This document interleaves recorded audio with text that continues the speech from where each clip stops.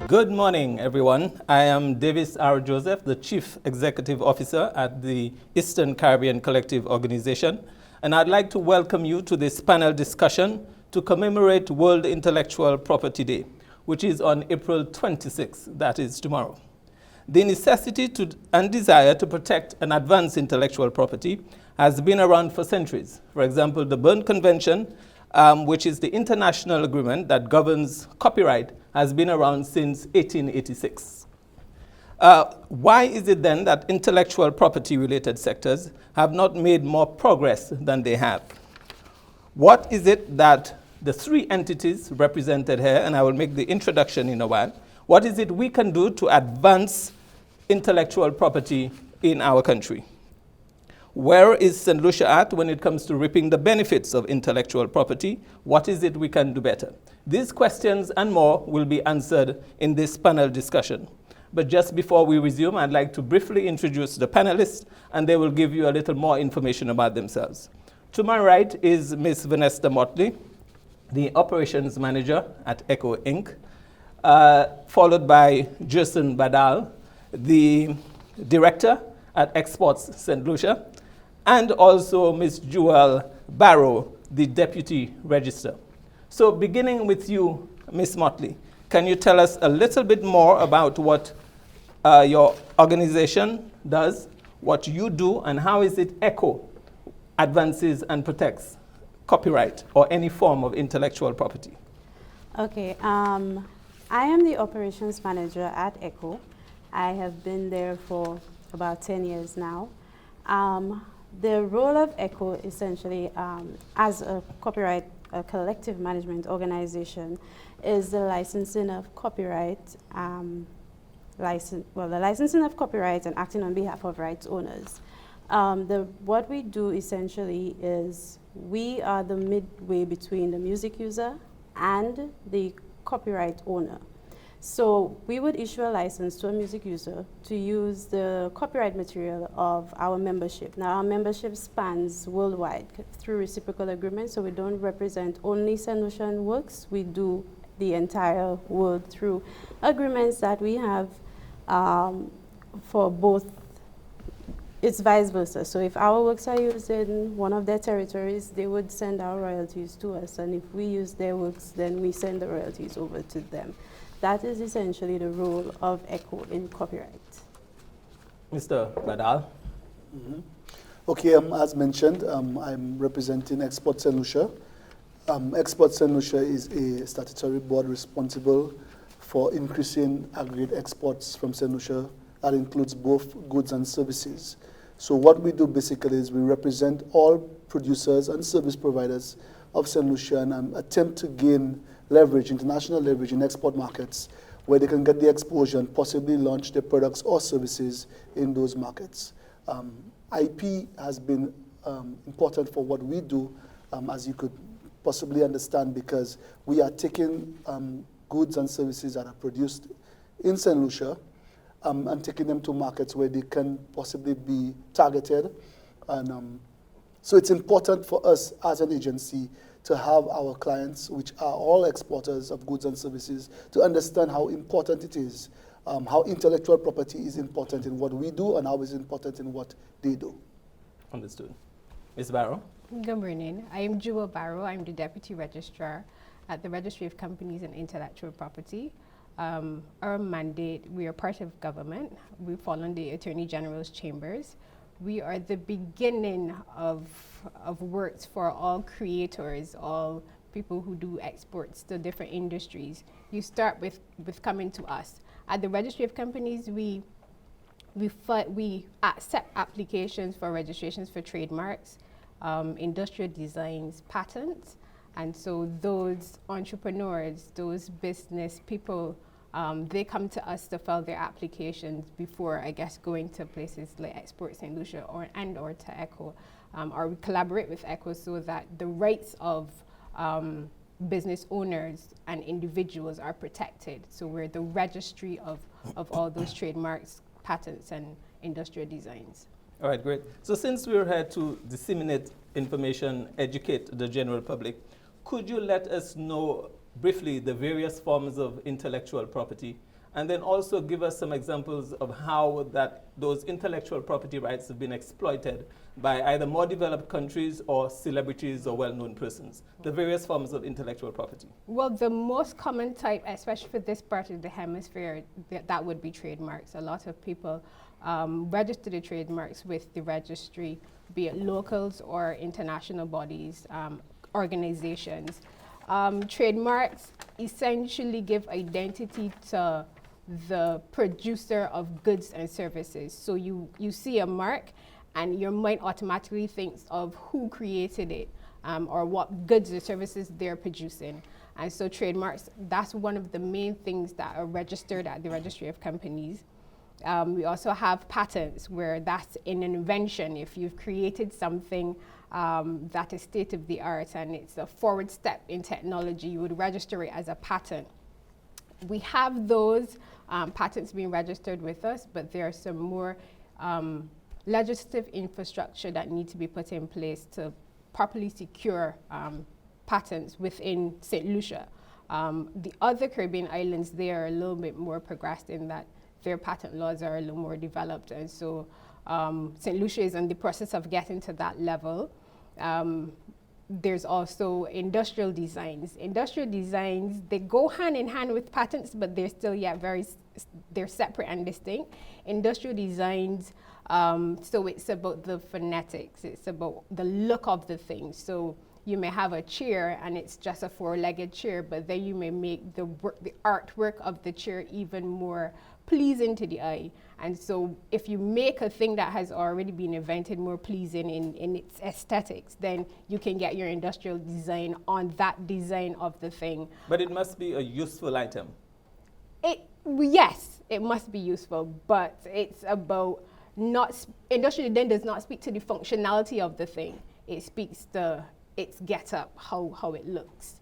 And so that's something that people across the world are using to identify their brands as well, because you see a building, but then you see a building that is built in a very unique way. And so the industrial design and the shape of that building, the creator of it, he will have copyright works in it, and then he will also have an industrial design to protect the structure or the way the structure looks. So that's one of the things that you can register at the Registry of Companies and Intellectual Property. Geographical indications? The geographical indications, oh yes, I failed to mention that. That's something that is new and upcoming in this region, especially with the economic partnership agreement that the Caribbean have with the EU, where the GI will tell you of a specific location in which a product has been made and manufactured. So it gives identity to a specific place. And so the GI could be for St. Lucia as a whole, or it could be for Soufrière or Dennery, so a specific part of a country. A GI it's important that we progress forward with GIs, because it's a way of putting your country or a specific part of your country on the map, because that product that speaks to that place is out there. And I guess that's what Export St. Lucia would be a part of, in getting those unique and indigenous products of a country and of a place out there within the general market. But for the benefit of our users, a practical example or expression of a geographical indication, would it be along the lines of made in St. Lucia? Are there any examples where they could actually see geographical indications or GIs at work? Yes. The made in St. Lucia will be a part of the certification mark that we would put on the GI product. But generally, GIs, it can go further in that you can work to produce a product that is so unique, and in which case it's generally, I should have said that GIs are generally for products, they're not generally for services. Like the champagne from France? Champagne from France. To add to what Joel is saying, in terms of GIs. While we have no registered GIs in St. Lucia, there have been a few products which have been looked at as GIs. As she indicated, GIs are very specific to the location of where something can be developed. In the case of champagne, tequila, these are goods that were produced that developed international recognition.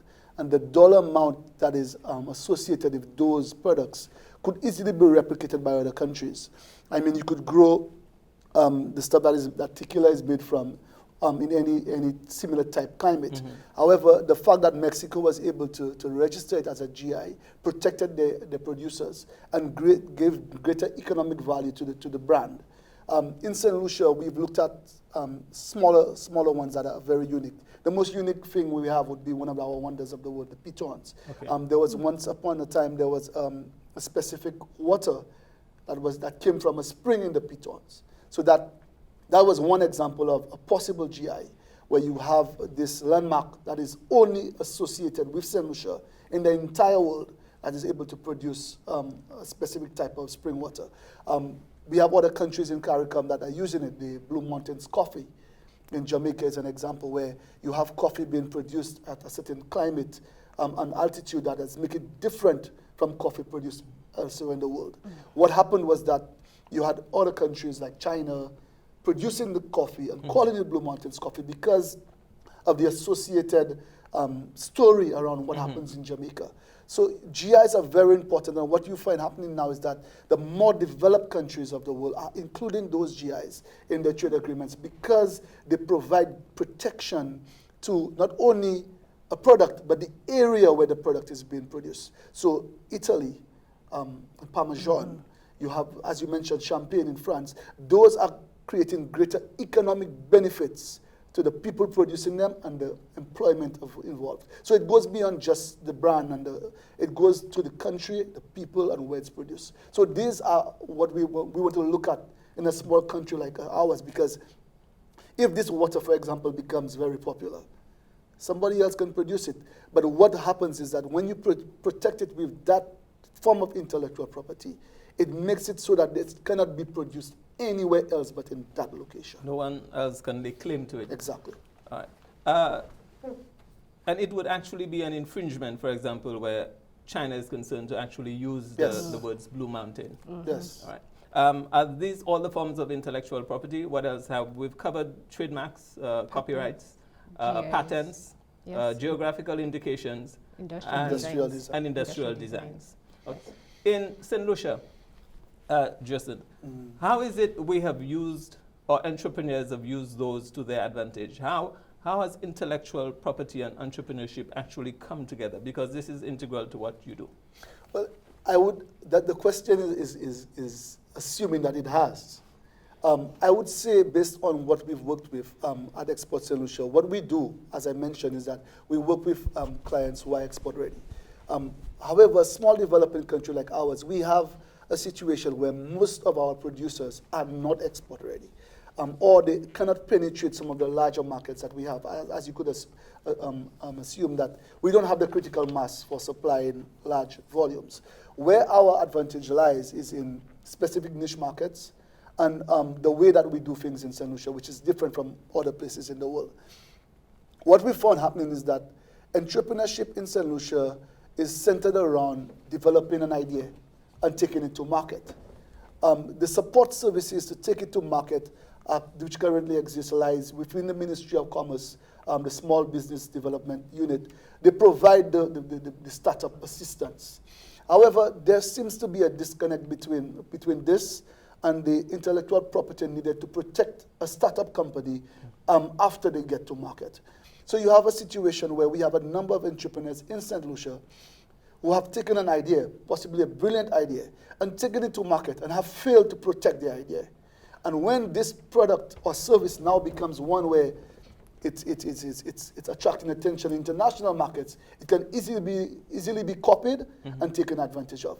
So you have this disconnect, I would say, that happens with a number of entrepreneurs in St. Lucia who are quick to go to market without the adequate protection needed to get to market efficiently. And that is a situation where we at Exports and Lucia have realized, and we have worked with clients because we try not to take clients to export markets who do not have the protection needed if they are to penetrate that market. We've had situations where there have been conflict in the names of certain products that we've taken to market. And we do not want situations where an entrepreneur has taken his time and his resources, and then his product is easily absorbed by larger sharks out there in the world. Okay, that's understood. Ms. Motley, for the membership of ECHO, which spans, I think, at this 6 territories now, for the membership to benefit from protecting the musical copyright, we would need music users to actually be on board. Can you give us an example of who would be considered as music users, and what progress are we making, or how cooperative they are when it comes to helping us provide members and remuneration for the creators and songwriters and authors? Okay, we have a number of music types. We have broadcasters, we have promoters, we have hotels, guest houses, we have restaurants, bars, shops, stores.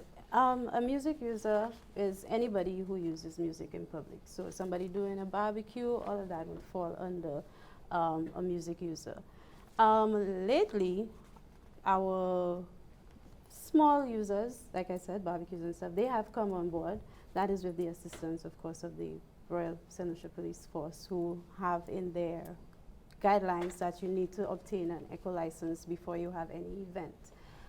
Promoters as well, they're on board with us. We haven't been getting resistance as much as in the past. So I would think that we're making some progress. Our biggest users are hotels. They are the biggest contributors to the to licensing and being able to remunerate our members.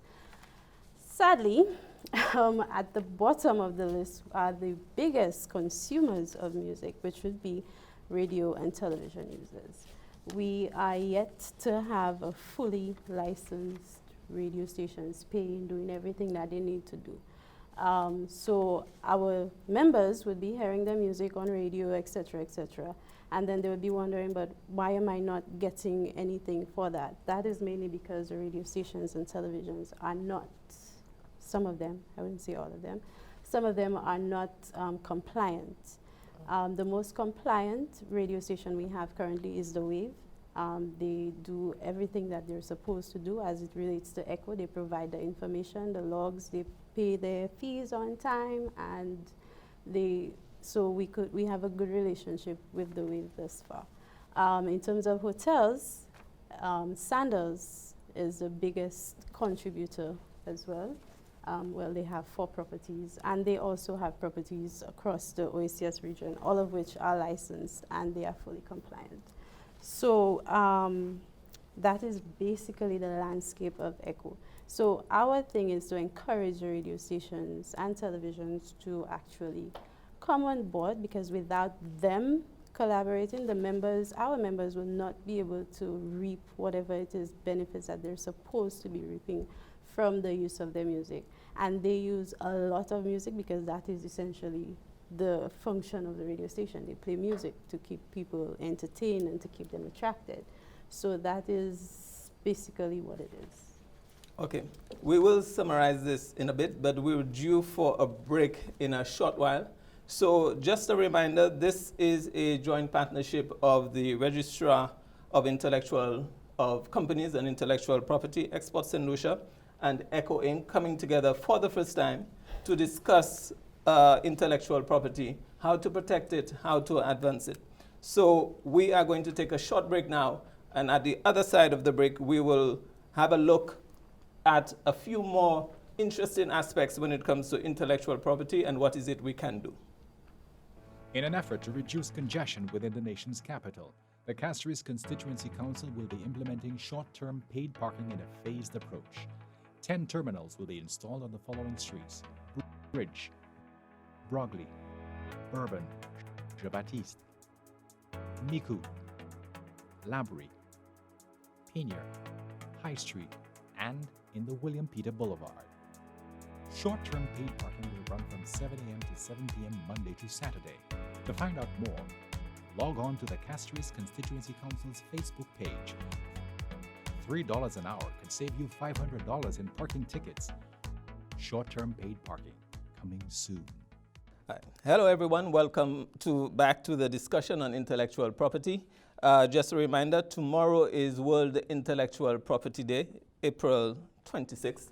It was designated by WIPO, and Ms. Barrow will tell us a little bit more as to who WIPO is. But just before she does that, I just want to, a reminder as to where we stopped. Ms. Motley did remind us about music users and who is actually contributing to a vibrant landscape when it comes to intellectual property.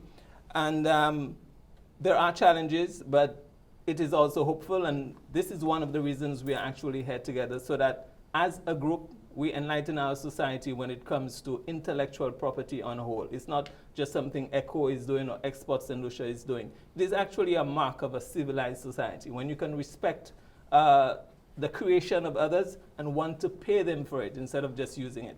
So, Ms. Barrow, can you just tell us, just for the viewership, tell us about WIPO, because we're celebrating this day because of them. Yes, WIPO is the World Intellectual Property Organization. They're essentially the powerhouse for all IP. Their mandate is to ensure that the world globally, we're on the same level, so small economic countries like St. Lucia, large countries like the USA and the EU, that we're all on the same playing field when it comes to the protection of intellectual property rights, be it trademarks, patents, industrial designs, appellation of origins, that we're all on the same playing field. And so WIPO has designated this day so that the world could be more sensitized about because there are some people who are not quite aware of their intellectual property rights in their businesses.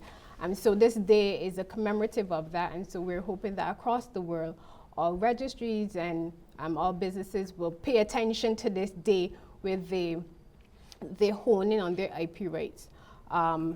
This year in 2019, the focus for World Intellectual Property Day is reaching for goal.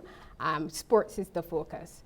And so they are essentially bringing together IP and sports. As we know, there's so much money to be had in sports.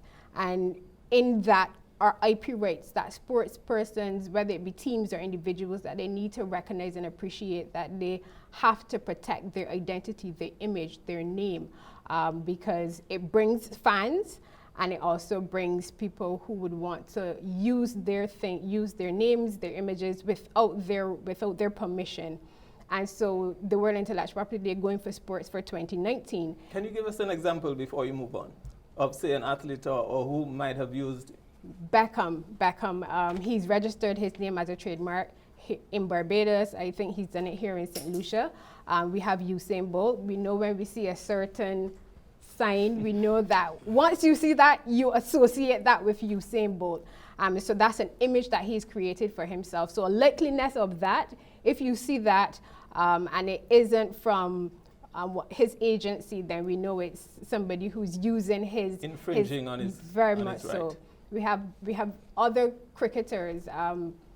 We have Sachin Tendulkar. He's also registered his name because his name brings a level of expertise in cricket that when you hear the name, you would want to have him be a part of his team. Or if you hear his name at a cricket match or you see his logo somewhere, you would want to go and watch that if you're an avid cricketer, that is.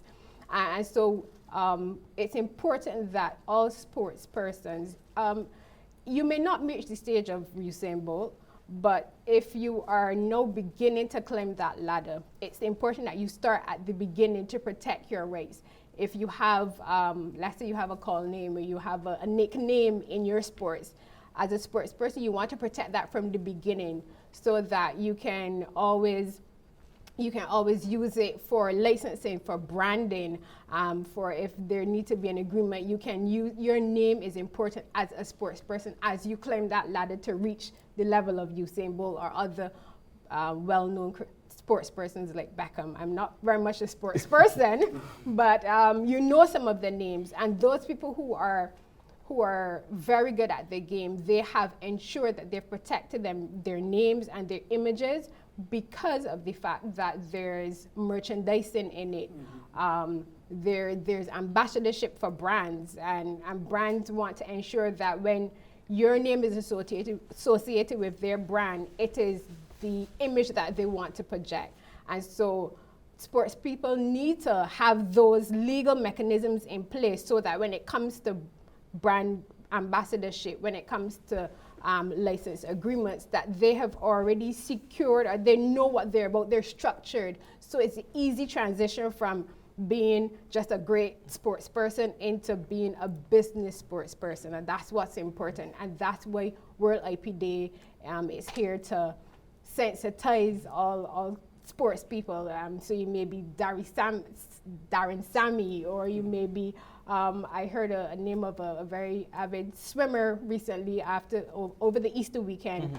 So if you're those people and you're into whatever sport, you want to start now to protect your intellectual property right, so that as you grow in your sport, your name grows, your brand grows, your image grows, and at the end, that all translates to money at the end of the day. From what you're saying, it is obvious that you need a team of people to get this done. Very much I cannot so. imagine an athlete, a singer, a songwriter actually getting that done by themselves. So my question is, do we actually have the necessary infrastructure in place to make this happen? And from your experiences, from the time you joined your IP-related fields to now, do you think that we've actually been making progress? I'll let Jason start, and then I'll...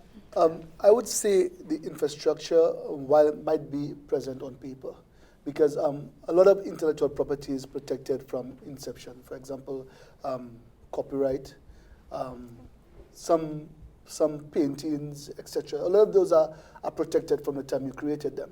What has happened is that I've noticed that there is no culture of IP protection in St. Lucia, and that is something that is different from what exists on paper. We in this country don't seem to respect that intellectual property is actual property, and I think that is where the misunderstanding is, where, because somebody could create a jingle, and everybody else will use it to further themselves. Especially now where there's so many memes and all these things are going around where people use material on the internet and they do not see it as property. Picking up, if I pull this pen out of your hand, you tell me that's your property, you could put it back. But when I could go and forward your jingle on WhatsApp to 1,000 of my contacts, I do not see that I stole your property. And that is the culture that exists. And this is one of the biggest misconceptions to why a lot of what happens. Even when we start a business, we know we need to create a business plan. We know we must go to the registrar of companies to get the name. We must go to SEDU. We must come to become a client of Export St. Lucia. But what happens afterwards? Did we register our trademark? Did we register our trademark in Dominica, because we know we're going to Dominica to sell our products? So there's not that awareness of the importance of the intellectual property. And we have a situation where a number of established businesses have to now go back to change some of what they did to comply to some what exists international standards. Simple little things that you think that your name, Davis Construction, there's nobody else around the world with this construction company. But as soon as you begin to go out there, you would realize that, you know what, I can't use this. You would think that this logo that you made came out from your mind and it's only you. But when you look out there, somebody else already has the same colors, the same image, and then you, after all these years of building your brand in your country, you now cannot use this in the export markets. Mm-hmm. So there needs to be a greater level of sensitization, which is probably what this forum is about, in terms of the importance of the various forms of intellectual property and how to go about doing it. Possibly that needs to be even implemented at the school level. Mm-hmm. We teach people how to get a job. We teach them how to create a job, but we need to teach them how to protect the ideas as well. That needs to be entrenched, possibly in our education system. All right. You mentioned about sharing a jingle, and I think the ease with which you can do that now because of technology would make people feel that they're not really doing anything wrong. They're not really infringing on anybody's rights. So it means that there would have to be policies that are put in place so we keep with the times, so to speak, to make sure that there isn't that level of infringement. Ms. Motley, you've been with ECHO for about 10 years. Jason mentioned about the culture of IP. How is it from the time you began, which was 2008. 2008 Wow. to 2008 to now? Has there been any significant change in our approach, our acceptance of it? Like Jason said, the culture is such that we do not see intellectual property as property. So for us at ECHO, there has been some significant improvement, because I remember when I just started to call somebody and tell them that they would need a license, they would all be like, why do I need a license? I'm already paying for this and I'm already paying for that. I don't need a license. I already bought the CD. I already did that. Now we find that people are actually coming in to get a license. They're actually asking questions to understand why is it that they have to pay a license, but not in the past, like aggressively. They just want to understand what it is that they're paying for and where the money is going. From time you get them to understand where the money is going, you see them being more receptive, and we have, I think, from ECHO's perspective, I think we have made significant progress in that regard. The legislation is there. I think we need some enforcement, though, because for events and businesses, we seem to have reached them to some extent in St. Lucia. For the other users, such as, let's say, radio stations, maybe they need some form of policy to guide them as to obtaining a license and that kind of thing. But from an ECHO's perspective, I think we made some significant progress in terms of trying to do a little cultural shift. The only thing is, it seems to be to music, but not IP as a whole. Yeah. All right. And where policies again are concerned, it would mean that we would need the assistance of the ministry that concerns itself, for example, with licensing radio stations. So every time your license is renewed, then you would have to, you would need, of course, to ensure that you're good with ECHO. Ms. Barrow, you also wear the hat of a lawyer. Used to. A lawyer. Well, So I still am. I'm just not called to the bar yet in St. Lucia, but I'm called to the bar in Barbados. right, good. So again, your experiences from the time you began up until now. Yes. Well, I recognize that I can speak for Barbados because I practiced there.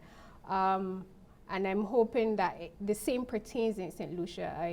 Being the deputy registrar, I knew at being a deputy registrar, but I've been able to see the statistics of the trademark applications within St. Lucia for St. Lucian people filing trademark application. It's on a rise. It's on a gradual rise. So it's getting there. So St. Lucia, I can say, is getting there in terms of persons recognizing that they have intellectual property rights and they need to secure them by way of registration. In Barbados, I can say that it was the same thing. More people are becoming more and more aware of the intellectual property rights when they sit down to do their business plan, how IP plays a role in building their brand. Let's say, for example, let's take Coca-Cola. They've built their brand so much that in the event that one of their warehouses would burn down, God forbid, tomorrow, they've built their intellectual property brand to such a level that on that goodwill of that brand alone, that investor would give them the money to rebuild a factory. And that's the place that I recognize the Caribbean is going. We're recognizing that we need to protect our brands from the early beginning so that as the brand grows, we can ride on that goodwill and the money that comes with protecting the brand. It's growing. It's a gradual process. It's slow, but I think we will get there if we keep the course that we're on. We will get to the place where businesses, as Mr. Jerson said, they will protect their brands in markets that they may not be doing it now, but they anticipate that they may get there, so they will protect it before they get there, so that when they get there, it's less of a headache for them. And enforcement, as they both said before, is very important. So you protect your brand, but then you need to have that enforcement team that goes out and ensures that in places that, because we know travel is global, so those places where you're likely to have visitors coming, so you want to ensure that you look into those markets to see whether or not your brand is being used by somebody else in those markets. So you have a team that deals with enforcement and monitoring. That's very important when you register your brand. It's just not registering it, but it's going after the people who unfairly try to compete with you and making sure that you stop them in their tracks, whether it be cease and desist letters that you send out to them. But it's important that St. Lucia as a whole, that the people who are recognizing that that's the way they need to go, that they also don't just go to trademark applications or go to tip and stop, but they go on to enforcement and monitoring to ensure that their brands stay secure within the competitive market that we are trading in today. It's very important.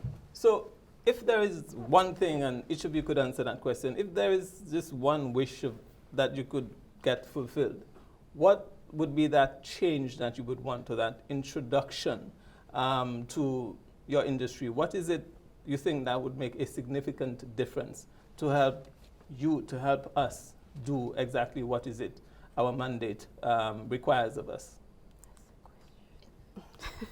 Well, It's I'm a registry. We're a list. registry. I work at the registry, so the most we can do is have sessions like this and outreach where we sensitize the public to the need for businesses to come on board and register. If you've invented something, you may not have invented something, but you've made an inventive step of something that has already existed. You want to protect that. If you've made a nice design to something that already exists, you want to protect that design. It's yours. It's your creativity. The expression of your creativity is what you need to protect. Okay. And so as a registry, it's for us to sensitize the public as to the need that they need to come on board and come to register their intellectual property with us. But that's the extent of our mandate. But it's generally we need to sensitize and inform the public. So we are coming to the end of the program. Another break in a bit. So, Jason, you might have the chance to say, to make your contribution just before we take that break. I think my contribution might be longer than that, so I think we should take the break. Okay, so you are listening to a panel discussion on intellectual property, commemorating World IP Day, which is on April 26th. We will be right back after the break. No one ever reads the fine print. But if you use a cell phone, landline, the internet, or cable TV, read the terms of the service contract carefully and pay attention to the type of service, the length of the contract, contract renewal, penalties, fees for services, termination and reconnection, fee increases, and how much notice is required. The option not to receive advertisements and sharing personal information with third parties. Do not sign a contract that you are not satisfied or comfortable with. This message is brought to you as a public service announcement by Ectel, the NTRC, and this station.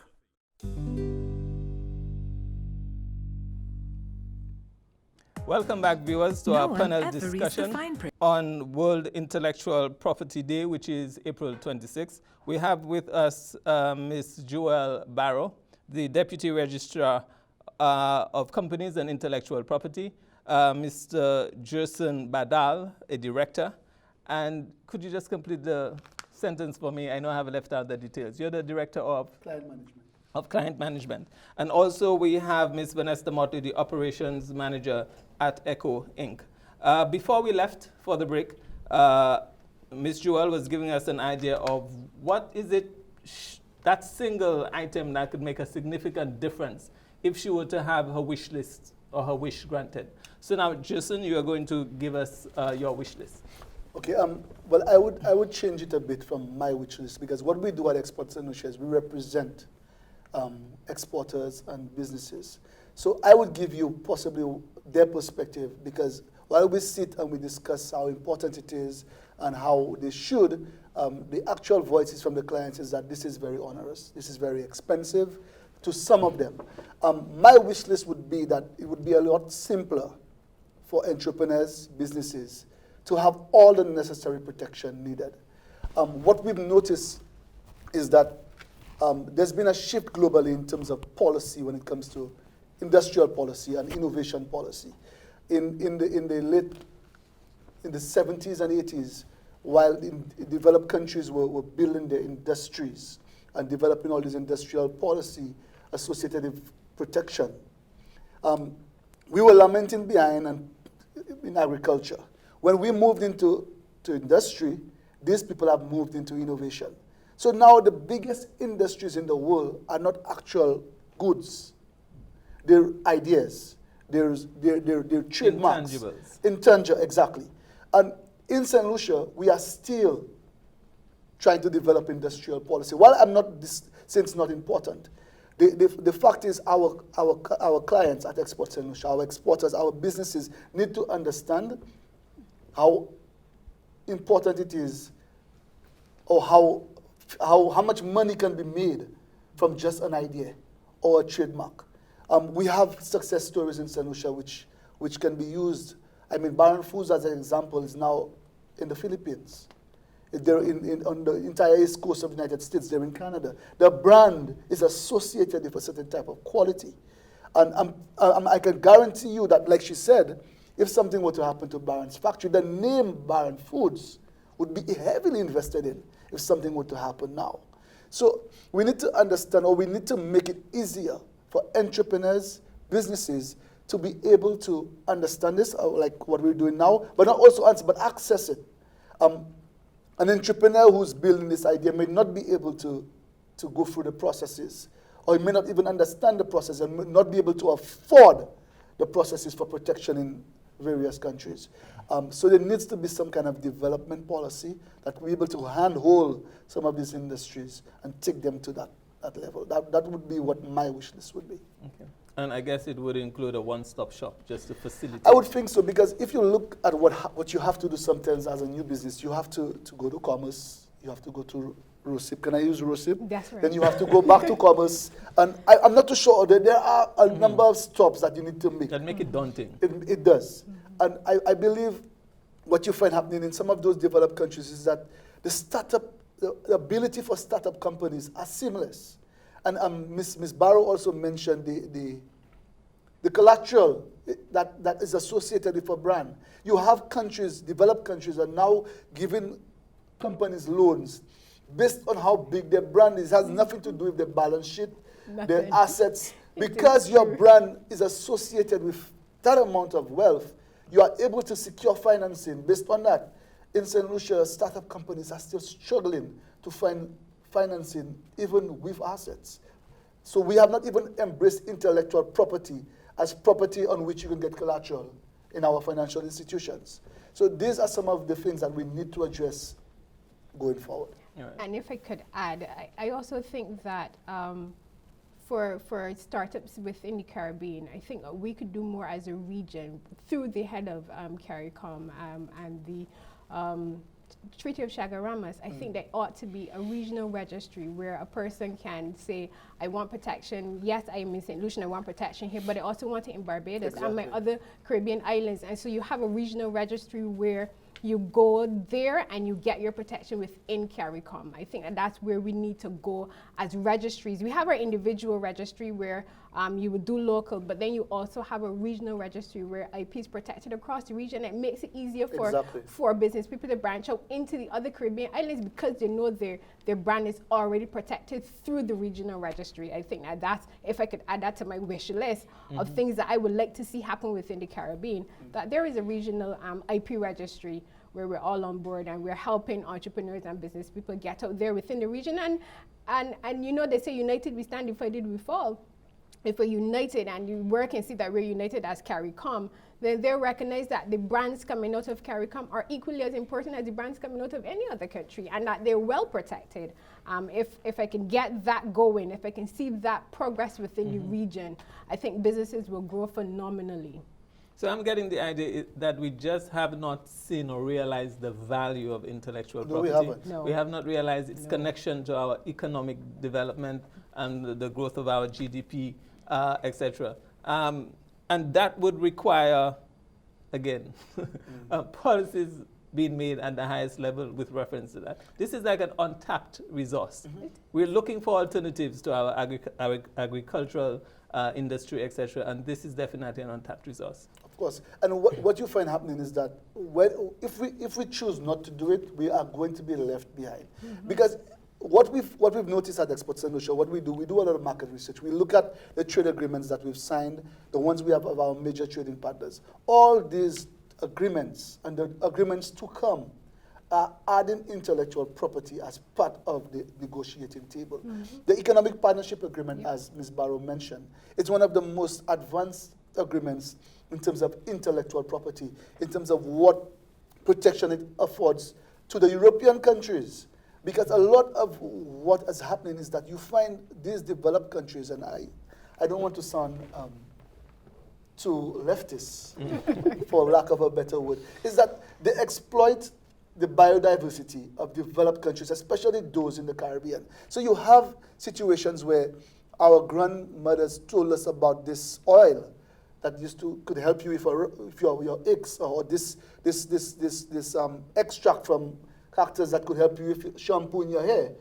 And we know about it, we haven't protected it, and these countries are now making shampoo, they're making all these facial cleansers, etc., that we buy at ridiculous amounts of money from things that we knew about for so many years. Yes, it is true. So, I mean, whether we want to or not, we are going to be left behind if we do not protect what we know.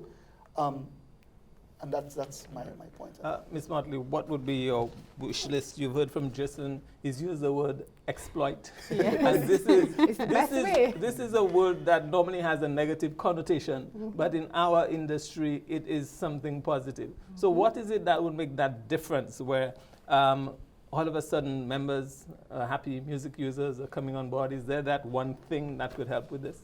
The one thing from ECHO's perspective, I think, it can't be one thing, but education and awareness, I think, is very, very important, because when people understand certain things, it makes them more receptive. Secondly, I think within the region, we don't have enough intellectual property lawyers. So you would find that if we speak to somebody about obtaining a license, the lawyer that they may go to may not be savvy in intellectual property rights and may give them quote-unquote bad advice. We also need business-minded persons. So actually, their business could be managing your intellectual property rights. We do not have, well, not that I am aware of, persons who actually go into that field of intellectual property. You don't see it as an asset. No, they don't see it as an asset. So I think that kind of thing would all stem from education and awareness, and I think that would help the climate as it relates to IP and growing the industry and, of course, contributing to the GDP, etc. Important. All right. So we are at a point where if, for example, we could educate, we could inform, we could inspire, because sometimes it takes a certain level of emotion for us to actually begin to act. Otherwise, we just keep talking. And I'm hoping that the fact that the three organizations are here for the first time, that this is not going to be just the start, that it is something that we're going to continue even after World Intellectual Property Day.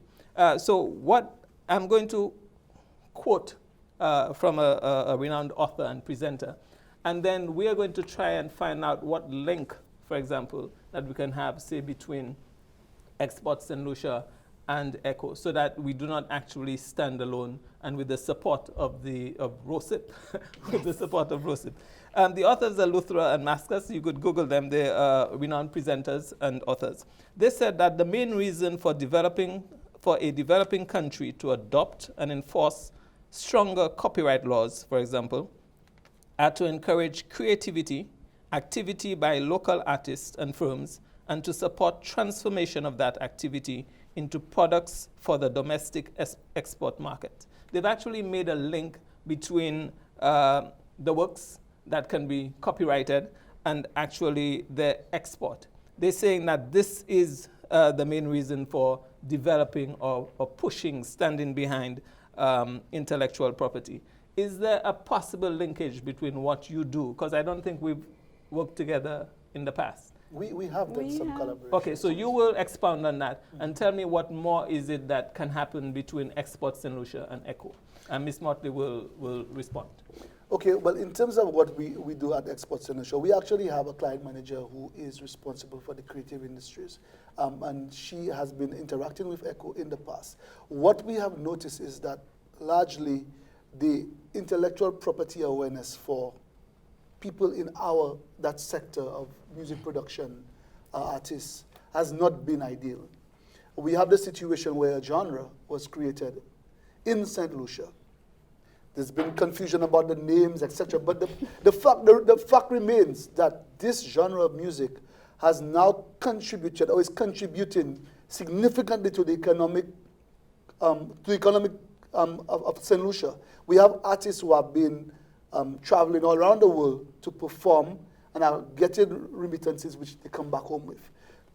What we noticed at Export St. Lucia, and we tried to jump on it early, is that a lot of those artists fail to realize the IP part of that early enough to get as much as could have been gotten.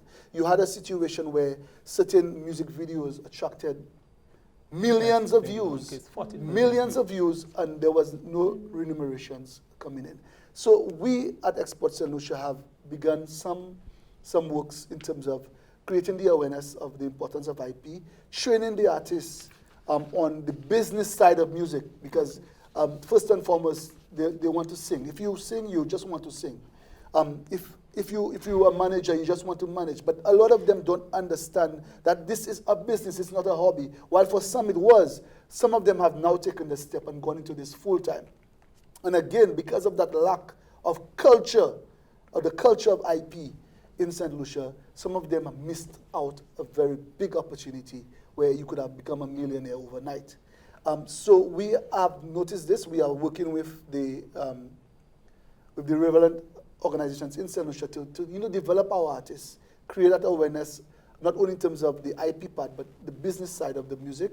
And I'm pretty sure we have worked with ECHO in the past to raise that awareness, and possibly Ms. Motley can give us a little bit more about that. Yes, in the past when was Export St. Lucia, now it was deeper before. When you had workshops, etc., ECHO would actually be facilitating some of those workshops, being part of the workshops, providing information to those persons who are part of the workshops to get them to understand, at least from the music side, what they need to do to get their music out there and registered, protected, etc., so that when they go out to perform, how do they get royalties from that performance? What do they need to do? How much work do they need to put in? Does ECHO need to be aware? Are they part of any CMO? It doesn't necessarily have to be ECHO. It could be any CMO. Where would be best for them which CMO might work better for them? If they're always out, maybe ECHO might not be the best choice. It could be another one where in whichever territory that they do most of their performances, that kind of thing. So we do take part in any workshop that is geared at educating music creators, etc. Okay, so there has been collaboration, and like I said, the hope is that there will be even more collaboration, because the thing is, no organization can do this alone. We are pioneers.